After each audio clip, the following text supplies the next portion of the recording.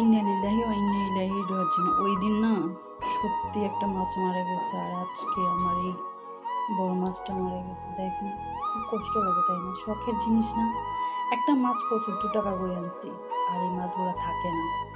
জানি না, আমার শাশুড়ি মা বলতেছে এটি নাকি ভাইরাস আসছে, সেই জন্য নাকি এগুলো এরকম। আমার দেবর অনেক বড় একুরিয়াম আছে, ওর একুরিয়ামে প্রত্যেকটা মাছ মারা গেছে। মা বলতেছে আর এগুলো আনিস না এখন। বিশেষ করে মার কথা কেক শুনে আরো একবার না করছিল, আমার ভালো লাগলো না, খুব শখ করে আনছিল। আমার এগুলো খুব শখের মাছ ছিল, খুবই কষ্ট হয়েছে এখন এগুলো মরে গেছে।